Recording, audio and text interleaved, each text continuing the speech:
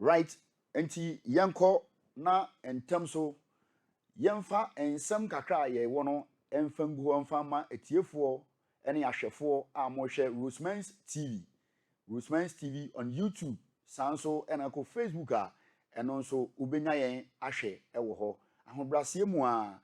join ye, kindly subscribe na beka abusua no ho se ne be ya abibia no ye ba ubenya alert na bibia nso etimi aye kama enso ede amount ewo ho. Uko YouTuber na obo uko search engine mu na obo ROSEMENS TV bebie kama amount na wa subscribe unya ko subscribe na obo say di aba beso so na ko subscribed na se wa beka abusuakuo ne ho. And kindly go there, subscribe and join ROSEMENS TV, and you come and meet all of us over here. Here is ROSEMENS. My name is Bright, BYT for short, and you can call me the Sports MC. And you be share efisem kakra ayen saka ayede ebremo na mahu sene efisem no esi eko na asante kodoko Accra House of Folk and baby any Go Stars omo ehun nsem na yebetumi ede abremo enedue ewa ha Kumasi asante kodoko ene baby any Go Stars omo na league champions ewo kroyi mu nti yede omo ho nsem kakra enso ebeba sanso na ye asante kodoko nko ho nsem yede beba FA Cup ho nsem kakra enso wa ha players are eko players are eba ho nsem kakra enso wa ha yede ni nyina ebetimi edi abreo enti entem so no yebekọ na yakọ akọhwe Ghana Premier League no 2025 2026 isan say 2024 2025 no etimi aba na wieye ama ehun nsem kakra etimi aba enti okọ screen so a ubehun say Ghana Premier League 2025 2026 ni nyina etimi aba ana say Ghana football ni nyina etimi aba ohwe eye GPL na ye pani Ghana Premier League na etimi aba no ne dikan sanso na Women's Premier League eno na toso mienu eno nso ewo ho sanso na Division 1 eno nso eto aso na MTN FA Cup Women's FA Cup and then beach soccer ene de eto aso nyina enso ewo ho no ma ye de eho nsem kakra no de ema yahwefo ne yatiefo nyina na sabre mpanyufo tenase no ensem kakra a mo kan se Ghana Premier League no afibia na ye hyase late early August and I say middle of August but a few ye remu early July bosumi a edi animu ya ne da edikan 1st July 2025 na ye de ahihye so na sane be ya players no any teams no obi a preparation obetima ye no be ne intentem so na bibia nso atimi aye kama isan say wohwemu a na ye ne amanone no ye de ne catch bebre nti afiwe no Ghana Premier League, Women's Premier League, Division 1 League, MTN FA Cup, Women's FA Cup, and Beach League. The Yakeka winning no ye shasiye in terms of early 1st July ye day no 2025. Bosumi ya iwumi the edika etosumi edi ho no bosumi etosum nso ne da edikan no and ye shasiye na ye de ahihye so nkakra the sabre no team no ewa ahomdwie mu a obia dwena home say what the boa na ho atoto players any ade a nti okọ asante koroko na mo afemu a omguso a mo toto bi ebi nso loan ebi nso fie ni ade a sanso na akọ Accra House of Folk a omo nso omguso a omo ye signings omo krampo de omguso omo coaches ho nsensem eno nso ewo ho a yede ho nsem ebetimi ade abremu ti we ne kakra a yede emamu ewo the pre-season and I say the preview of the Ghana Premier League and I say Ghana football and won some and I yede mamono anti in terms of yebeko asante koroko asoye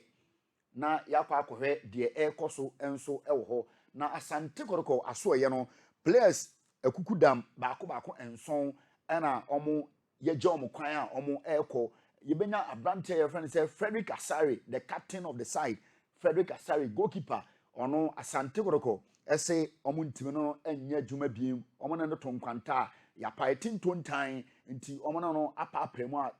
Frederick Asare the captain of Asante Kotoko ono etimi afri Asante Kotoko team no mu a enra due ya na yetimi eja ne kwan a ono so den na nimu ekere baabi ekoye sanso na omo ekeka ho bi ti se Fernando Wisdom Bassi saa ono abrante no nso ono nso ekọ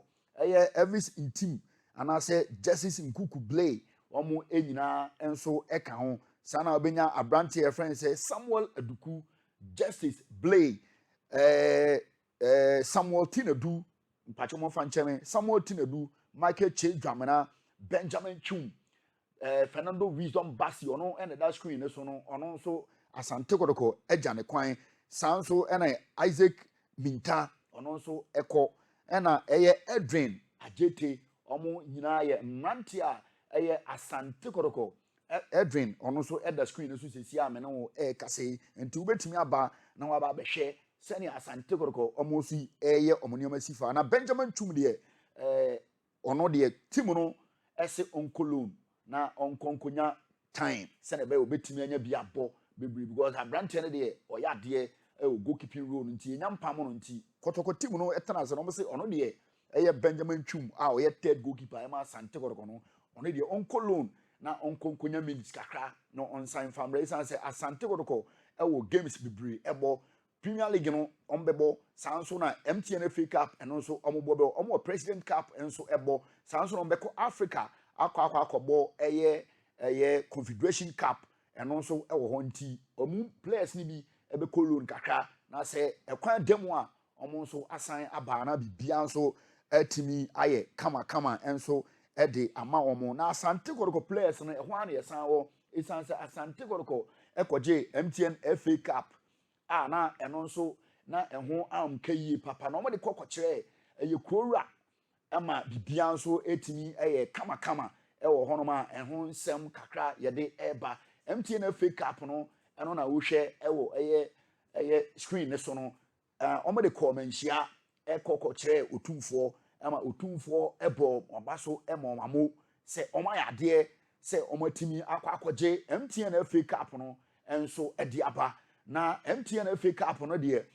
trophy ehu hia yie pa se wantimi anje Ghana Premier League na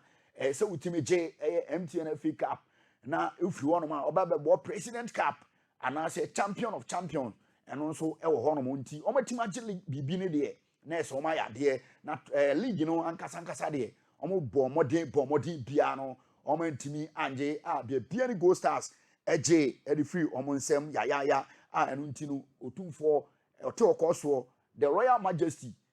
otumfo osetutu otoso mienu ebo ma baso se oma ya de nti abra na omo ewo manhia na uhu no ubehu na na penkra se ogina omo ho ogina mu bi sanso na ubenya abrante a yefre no papa yaya samba ono nso agina mu ubenya Patrick Esiedu omo nyina players ni nyina enso ekọ bi a omo twamfoni fefefe a yede ma ahwefo Facebook and then YouTube ROSEMENS TV bibia nso ebeye kama ede amamo na mahu se na esi ekọ di MTN trophy no na esi na penkra animu no sanso na ubehu Kwasi Apia Mayele ono so ejina mu bi Karim Zito the interim coach isi ano say ono na ye coach na nkasa ere ma Asante Kotoko ye de ho nsem beba enche obete se ono asane ere ama Asante Kotoko ono ba be head ankasa ede ama Asante Kotoko team no enti we mo no emrante na ne Kotoko team ni nyina management ni nyina ka ho obia a omkokohie mo e o manhia ahemfie a omde trophy no ekokochie otumfo eno nso ewo honoma ye de ho nsem kakra no ede bremo na batimi anya bi ahwe ROSEMENS TV mese se wunya subscribe ya kindly subscribe ko na kokohwe subscribe o subscribe ya den a ba be ka dwumadie no ho story bi e de beba bia no nso no ubenya bi enso atimi ahwe na bibia nso atimi aye kama enso ede amount ewo honoma wasugusu a utie mese mesrewo se wo pe ba bi papa akwa local stories Accra hasufo ko nsem Kumasi Asante Kotoko ho nsem ene coming team team a friend say bibia ni Gold Stars ho nsem a fa wani fa kire ROSEMENS TV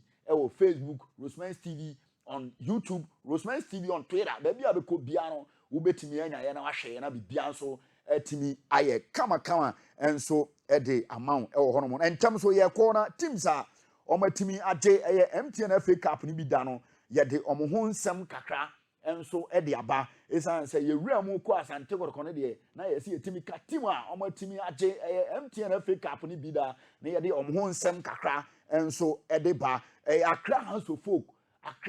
Folk ono ene di kan waje trophy ni baako saa edumienu 12 ono ena ono Accra House of Folk atimi age e wo hono saa na Asante Kotoko ono ne toso mienu a waje baako edu but Asante Kotoko for che say o maje trophy ni baako du baako 11 but mpanyimfo no che say dabi ye hwe mu no mo de maje baako edu pe na matimi age enti eno ne edu a mo je na nsen ya etwa mu no but Kotoko for na ngasa de o mo che say dabi enya no kre yen age baako du baako 11 enti aka baako na ye ne Accra House of Folk aye pe nanso no mpanyimfo che say enya no kre sanso no ye benya team a ye friend say Rare Republican omo nso division 1 side omo nso omage MTN FA Cup no dabi emri bi na nkomo baji baako aka na ye 5 nanso amfa omo yisi ano mene wo kase no omage baako enan a eno nso ehun nsem kakra no sanso na Great Olympics omo nso de omo entimi NGB adeno sane AC kwa no hwe screen so wa be hu se teams na ma bomb ho modern ni nyina no enso ewo ho Ash Gold omo nso omagibi kane no ne fe no Obuase Ashanti Gold omo nso omatimi agibi kwa United new adubiase anase okay obusuan do afrada omo nso omatimi age trophy ni bi ewo ho no Great Great Mariners omo nso omatimi age omo de ewo ho second league Hazakers omo baji bi sanso na second league 11 wonders unse ye second league Hazakers and ye second league 11 wonders omo nyina na to so screen so omo matimi age MTN FA Cup no na dim title ba ko eda so ne say omo say obia nya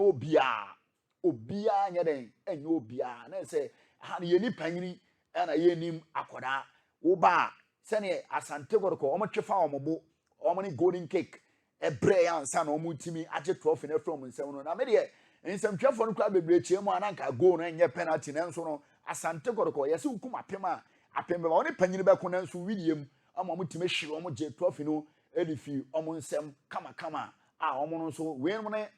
teams ahodo a omo age trophy ni bi free Accra House of Folk Asante Kotoko Rare Republican sanso and Great Olympics Midiama and Okwa United no omo wase ni nyina na obi atimi age trophy ni baako a omo nso omo de amam team na eno nso enya asem keto akwa na nti wene nsem kakra ewo MTN FA Cup anase MTN FA Cup Asante Kotoko ekokwaji free golden case no ensem na eho history kakra nso yatimi ede abremu a mo hwe Rosemens TV on YouTube, Rosemens TV on Facebook, Rosemens TV on Twitter. Mr. Wadaroma se wunya subscribe na wo hwa fa won sabo bell na so obo nsa doma bi wo fa won sabo so wo nsa boso a wo ba be kan ho na bibia ye de beba bia no so nso watimi anya bi atimi ahwe kama na ehun nsem wo betimi do comment aba comment section ho se comment bia be so de ba no mesrew enya lidi atem se ebia wontimi bia se wo betimi de aba ye be kire omu mesrew ukodi atem de ye be yiwa free ntentan fidie no so enti wo de ye ne se wo de comment beba ebia aso ma si sei na won so waka na bibia nso atimi aye kama na ye nso ya ma reply na dwumadie no nso atimi akoso Rosemens TV on YouTube, Rosemens TV Twitter, Rosemens TV on Facebook. Na what subscribe na onya subscribe am edin kan ka jo say yidi e ba be so na ye subscribed na is a dino e ba de na se wo ka ho na bibia nso atimi aye kama enso e de ama right after the MTN FA Cup history no and I said trophies no yenko hwe after the MTN FA Cup no den Asante Kotoko ene omo so omo je se ne wo kwa ama no ne a de obeje trophy bi no one other team oje trophy no ebo bibi na Ghana de ne say champion of champions de ultimate GBB we champion sanso no de no so GBB enso champion nti Ghana ye hwe mu a hwan na team GBB na hwan so na ntimi a GBB Asante Kotoko eje MTN FA Cup nti ono ye champion of the MTN FA Cup sanso na akọ Ghana Premier League na ono nso Bebiani Gold Stars ono nso eje edisi ne na nso nti Nyankopon ya doma mpanyimfo tenase no de omo kire ne say na me ya doma eye August ye ba besimu bosom ya to so nwotwe ne da to so aduasa baako 31st August no nyankopon ya doma e ba bia ni Gold Stars ene Asante Kotoko omo the champion of champions no enso ebetimi aba e 2024 2025 season na e ba na wie ye no omo de ho nsem agukensie be hyehye so na ye de ho nsem ne be bremo nti join ye ROSEMENS TV update bibia fa game no ye de ho nsem e de beba ama bibia so atimi aye kama tisha no so e fa ma ye se nyankopon ya doma eye bosom ya to so nwotwe ne da to so aduasa baako 31st August 2025 year no Asante Kotoko any be any Gold Stars omo the champion of champions no game no e be hyehye so ama bibia so atimi aye kama in terms so ye be update mu kopim se ebre no ebetimi aso na bibibia ese mu hu bibibia ese mote ni nyina no ye de ho nsem kakra atimi e de abremu e wo show ne so enti ye to aso de an na ye kɔ na ya kwa akɔhwɛ 2025 2026 season no pre-season no sen na omusi prepare efa MTN FA Cup no ho nsensem ene Ghana Women's Premier League no almost preparation to sen no omusi asifa prepare na mpanyimfo tenase no omusi nyankopon ya doma June ya ne da etoso enkron atwam 9 June na omode omuso pre-season no ho entotoye no ebeba pre-season no ho ntotoye no ehya ase June ya ne da etoso enkron 9 June na omodo ehye so say omo the pre-season no to so nkakra se na be ya obia players a ebia ne ho aka ana say player bia ne ho aba asem no umetimi ahwe no maka eno nti na players ni bebre pam bi teams ni bi pam players ni bi sanso na omo tobi ehyem ene ade a nti nyankopon adom omo guso omo prepare towards 2025 2026 season no Ghana Premier League Ghana Women's Premier League ene other tournament say koso MTN FA Cup and then Division 1 no omuguso omo prepare omo hyase bosumi ya iwomi ya ne de toso nkon eno nso no omuguso a omo de ho ensem no ana se nyoma kakra e won no omuguso a omo de eguso koso sesi amene wo kase eguso a ekoso a omo preparation ni bia ne players a obeto ene omo be ko ne ade a nti omuguso a omo prepare nti nyankopon ya adoma July ne da etoso